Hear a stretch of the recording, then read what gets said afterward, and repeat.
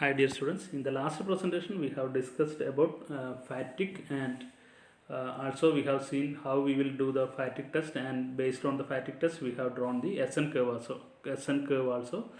Now in this presentation we will discuss about the methods to reduce the fatigue and all. First, before moving to the topic, first one is characteristics of the fatigue failure. See the fatigue failure, how it is happening, how the fatigue is created, how the crack is getting created, how it is propagated. Everything we will be studying in detail in the fifth module. That's why I am not discussing it here. As per syllabus in fourth module it is not mentioned. It is there in the fifth module. That's why while taking the fifth module I will cover it there. Okay. So first topic is characteristics of the fatigue failure. There are two main fatigue characteristics described here. First one is fatigue strength and the next one is fatigue life. Fatigue strength already I have explained in the last presentation. This is the maximum limit for the material to withstand the applied stress, and at this point fracture occurs after a specific number of cycles, that is 10 raised to 7 cycles. This particular point is known as the fatigue strength, after which the material tends to fail.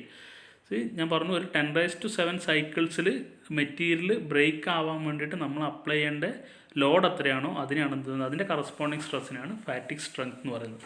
അപ്പോൾ exactly ഒരു material non ferrous മെറ്റീരിയലാണ് മെയിനായിട്ട് ഇതുള്ളത്. അപ്പോൾ ഒരു material exactly നമ്മളൊരു particular ഒരു X എന്ന് പറഞ്ഞൊരു ലോഡ് നമ്മൾ മെറ്റീരിയൽ വെക്കുകയാണ്.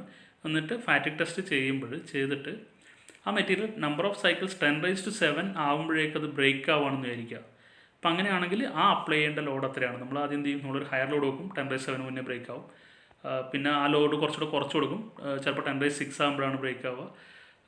അടുത്ത ലോഡ് കുറച്ചുകൂടെ അങ്ങനെ നമ്മൾ ട്രയൽ ആൻഡ് എററാണ്. കുറച്ചുകൂടെ ലോഡ് കുറക്കുമ്പോൾ അങ്ങനെ കുറച്ച് കൊണ്ടുവന്നിട്ട് ലാസ്റ്റ് എപ്പോഴാണ് എക്സാക്ട്ലി 10⁻7 നമ്പർ ഓഫ് സൈക്കിൾസ് ആകുമ്പോഴേക്ക് മെറ്റീരിയൽ ബ്രേക്ക് ആവുന്നുണ്ടെങ്കിൽ ആ പർട്ടിക്കുലർ ലോഡിന് കറസ്പോണ്ടിങ് ആയിട്ടുള്ള സ്ട്രെസ്സാണ് ഫാറ്റിക് സ്ട്രെങ്ത് എന്ന് പറയുന്നത്.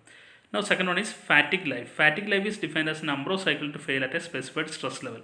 അപ്പോൾ വേറെ എന്ന് പറയുന്നത് നമ്മളിപ്പം ഈ ഒരു കേസിൽ എന്ന് വെച്ച് കഴിഞ്ഞാൽ നമ്മൾ സ്പീഡ് കോൺസ്റ്റൻ്റ് ആയിട്ട് വെച്ചിട്ട് നമ്പർ ഓഫ് സൈക്കിൾസ് ഫിക്സ് ചെയ്തിട്ട് അതിന് കറസ്പോണ്ടിങ് ലോഡാണ് പറയുന്നതെങ്കിൽ ഇവിടെ എന്താണ് ഫാറ്റിക് ലൈഫ് ഡിഫൈൻ ചെയ്തിരിക്കുന്നത്, സ്ട്രെസ് നമ്മൾ ലോഡ് കോൺസ്റ്റൻ്റ് ആയിട്ട് വെക്കുകയല്ല, ഏതെങ്കിലും ഒരു പർട്ടിക്കുലർ ലോഡിൽ വെച്ച് കഴിഞ്ഞാൽ എപ്പോഴാണ് അത് ബ്രേക്ക് ആവുക, എത്ര നമ്പർ ഓഫ് സൈക്കിൾസാണ് ബ്രേക്ക് ആവുക, അതാണ് ഫാറ്റിക് ലൈഫ്. അപ്പോൾ fatigue life is defined as a number of cycles to fail at a specified stress level.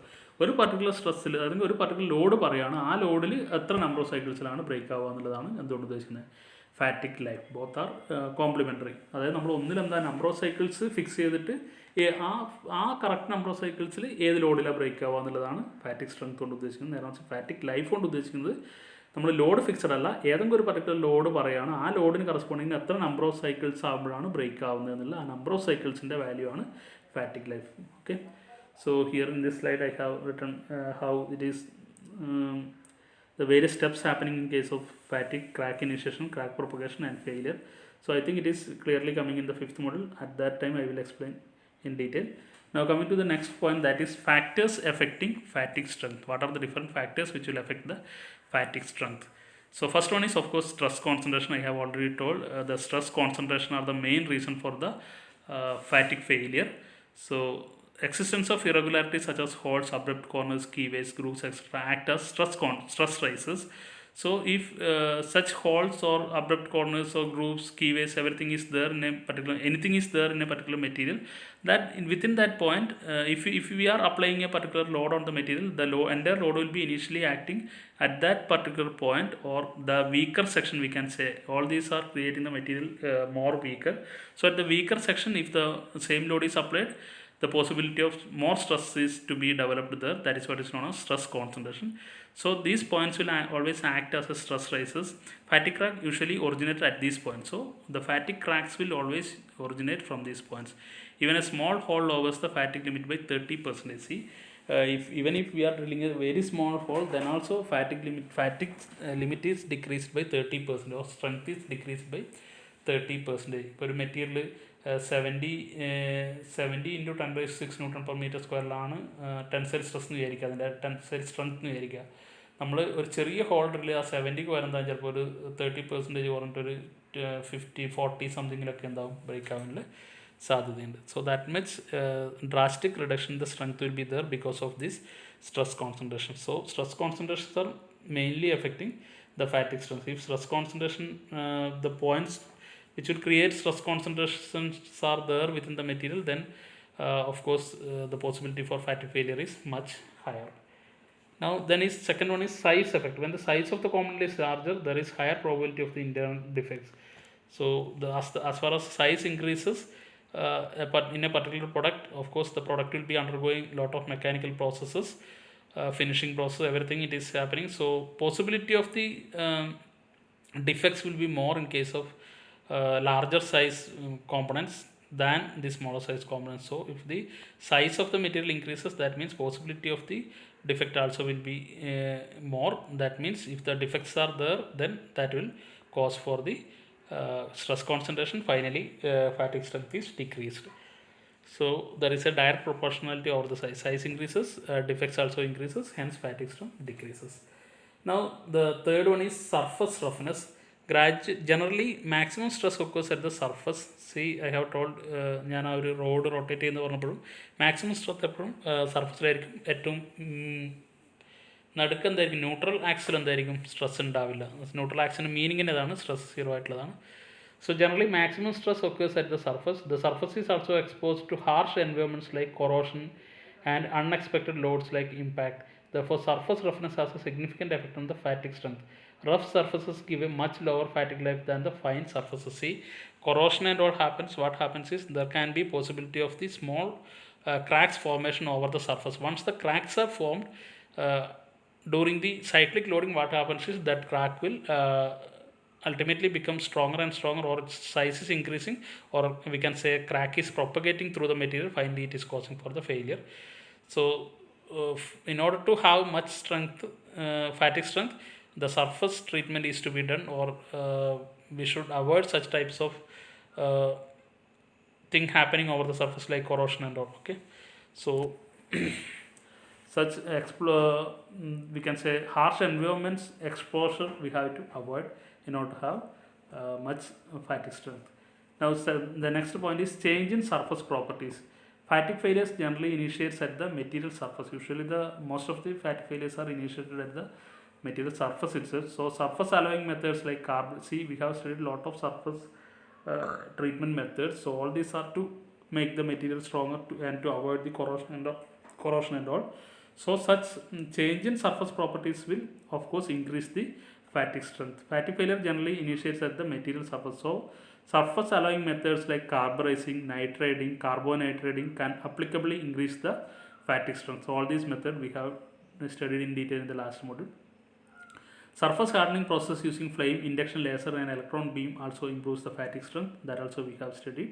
Mechanical working of the surface of steel parts by short pinning and skin rolling enhances the fatigue strength. These are different surface strengthening mechanisms. By strengthening the surface we can somehow reduce the crack formation and all. That will be finally contributing to the fatigue strength. So change in surface properties will definitely increase the fatigue strength. Now the last one is surface residual stresses. Residual stresses are produced by fabrication. See, all the mechanical activities that we are doing over the material will induce some residual stresses within the material. Mostly if we are doing the cold working operations on a material, then definitely the material will be in a state of residual stresses. So internal stresses will be high, internal stress will be developed within the material. These high internal stresses, localized internal stresses will contribute to the stress concentration. So ultimately failure will take place at that surface, at that point. So surface residual stresses, or more the residual stresses within the material, more chances of failure will be there. Residual stresses are produced by fabrication and finishing operations. Residual stresses on the surface can seriously affect the fatigue properties. Compressive residual stresses at the surface of a part increases fatigue strength appreciably. നമ്മൾ പറഞ്ഞു ഈ residual stress തന്നെ രണ്ട് തരത്തിലുണ്ട്. Tensile residual stress ഉണ്ട്, compressive residual stress ഉണ്ട്. Tensile residual stresses ആണ് മെറ്റീരിയലിൻ്റെ ഉള്ളിലുള്ളതെങ്കിൽ അത് വീക്കൺ ആക്കുകയാണ് ചെയ്യുക മെറ്റീരിയലിനെ. It will contribute to the fatigue failure. whereas if compressive residual stresses are developed within the material, that is actually imparting the strength. Okay, compressive residual stresses at the surface of the part increases the fatigue strength appreciably. Tensile residual stresses at the surface reduces the fatigue strength. So both are contradictory. Compressive residual stresses may be produced by surface alloying. So In order to increase the fatigue strength, what we do is we will be sometimes introduce the compressive residual stresses within the material. This is possible by surface alloying, surface hardening, and mechanical working of the surface. So by doing all this, we can include the or introduce the compressive residual stresses that is actually contributing to the strength. But in case by doing cold working and all, actually we are imparting the tensile residual stresses that will actually weaken the material. So these are the 5 important factors which is affecting the fatigue strength. Okay. If it is asked for higher marks, then you have to explain it much more. So refer it by yourself. Okay. Now we'll move on to the next topic, that is ways to way to improve the fatigue life. How we can improve the fatigue life, that is what is discussed here. First one is of course by surface treatment. I have already told the surface are the main area where the cracks are getting started. So surface treatment, by doing surface treatment, or the surface are the main area where the more stress are acting. So by doing surface treatment, we can reduce the crack formation and all. In that way, we can improve the fatigue life. So what are the different surface treatment methods also we have seen in the last module. Fatigue occurs due to the tensile stresses at stress concentration. Introducing compressive stress at the surface cancels the applied tensile stresses and thereby increase the fatigue life. This is done by practically deforming the surface using the following methods. So these are the two different methods to provide the compressive stresses. That first one is short peening, blasting of surface with hard steel or cast iron bolts, that is short peening. And next one is surface rolling, pressing between contour rolls. രണ്ട് സൈഡിലും role ഉണ്ടാവും, അതിൻ്റെ ഇടയിലൂടെ ഇതിനെ കടത്തിവിടും, ഞെരിച്ചിട്ട് കടത്തിവിടുക. Okay, that is what is surface rolling. രണ്ട് സൈഡിലും ഫിക്സഡ് ആയിട്ടുള്ള റോളേഴ്സ് ഉണ്ടാവും. അപ്പോൾ അതിൻ്റെ ഇടയിലൂടെ ഇതിനെ കടത്തിവിടുമ്പോൾ സർഫസ് ഒന്ന് സ്ക്യൂസ് ചെയ്യുക, ഒന്ന് പ്രസ് ചെയ്തിട്ട് compressive stress induce ചെയ്യുക, that is surface rolling. Okay, the all others are actually surface heat treatment process. Carburizing or nitriding can provide hard and strong surfaces which increase resistance to crack initiation. Another method is polishing for improving the surface finish, which removes surface irregularities acting and stress concentration. Care is to be taken to prevent decarburization of the surface. See, if we are doing the polishing work and all, decarburization should not take place. We are doing carburizing or nitriding in order to impart the strength to the surface. So as the time goes on, there is a possibility for decarburization. So care should be taken to prevent decarburization also. Okay. Now the next important method to improve fatigue life is grain refinement. See, a lot of internal stress will be developed within the material because of the mechanical works carried over the material. So by heat treatment or by grain refinement, we have seen that if you do the grain refinement, what happens is the internal stresses will be relieved drastically. So the second method is to improve the fatigue life is of course grain refinement. Fine grains improve the fatigue resistance, hence grain refinement improves fatigue life. How we will do grain refinement is of course by heating to just above the recrystallization temperature, the grain structure will be rearranged. That means grain refinement will take place. So internal stresses are relieved. Internal stresses are the main one of the main reason for the crack formation or the fatigue failure. Now the third one is of course proper design. Most of the fatigue failure are happening because of the poor design. See, I have already told that the shaft keyholes, holes, keyways, holes, sharp corners, everything is actually contributing to the fatigue failure. If we can avoid such things in the design itself, then we can improve the fatigue failure. Avoiding stress concentration like notches, sharp corners, sudden changes in cross section, etc. improve fatigue resistance. Manufacturing methods which reduce surface and internal defects should be adopted. So which manufacturing process is having lesser effect on the fatigue, we have to follow that method. That is another point to be considered during the design.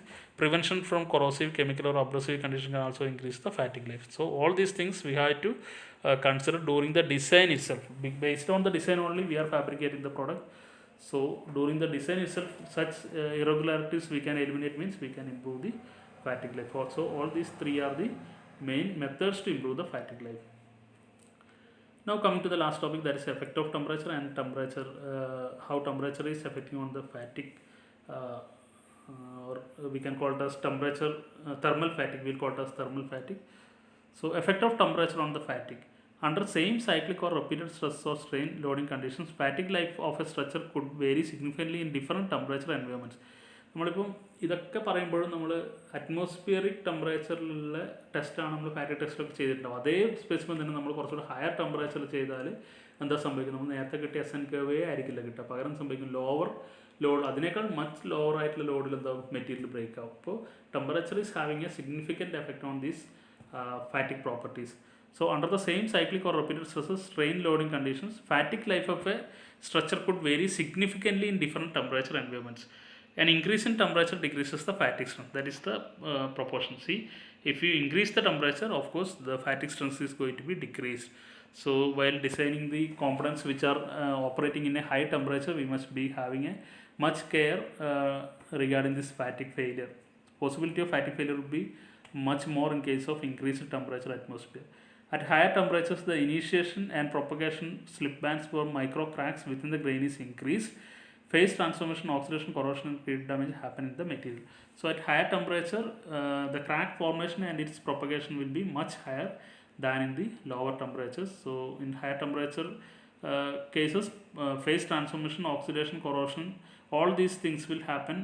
All these things will take place abruptly. All these higher temperatures, the favoring condition for all these things. So all these are actually weakening the material or contributing to the fatigue failure. So at higher temperature we are expecting a less fatigue strength. Net effect of all these is to reduction in the fatigue life. So if temperature is increased, that means of course the fatigue life is going to be decreased. That is the effect of temperature on fatigue. Now based on the temperature, because of the fluctuation in the temperature also, some fatigue is created within the material. That is what is known as thermal fatigue, that I have already discussed during the types of fatigue, vibration fatigue, thermal fatigue and all we have discussed. So here we will discuss in detail about thermal fatigue, because temperature variation is one of the major reasons for the fatigue failure. Thermal stress can develop when change in dimensions of a member due to high temperature is prevented by some constraints. See, we are restricting. See what happens, a metal is heated, what happens is it will expand, that we know already. So if you are restricting that expansion by applying some force in the opposite direction, what happens is some stress is induced within the material. That is what is known as thermal stress, that you will study in detail in the mechanics of solids. So if the change in dimension or the elongation is restricted because of the temperature, some change in dimension will be there, expansion will be there for the metallic materials. If we are able to restrict that change in dimension or expansion, then correspondingly how much is the expansion, correspondingly stress is induced within the material. That much expansion we are preventing, correspondingly stress is induced. That is what is known as thermal stress. Thermal stress can develop when a change in dimension of a member due to high temperatures prevented by some constraints. Okay, if a bar with fixed support is heated, so bar is actually fixed on both ends. So if we are heating it, actually it will not expand because of the fixed support at both ends, or expansion is actually restricted.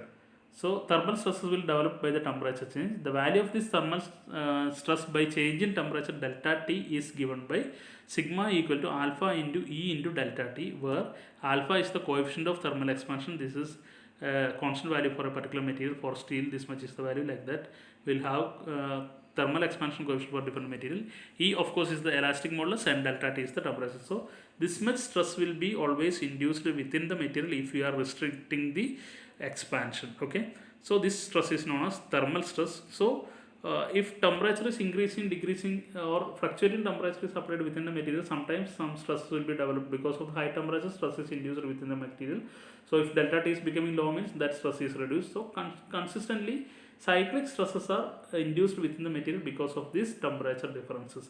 So that if cyclic stresses are induced within the material, then of course that will lead to the fatigue. So the fatigue formed because of the change in temperature or the environmental temperature in which the material is acting is continuously changing.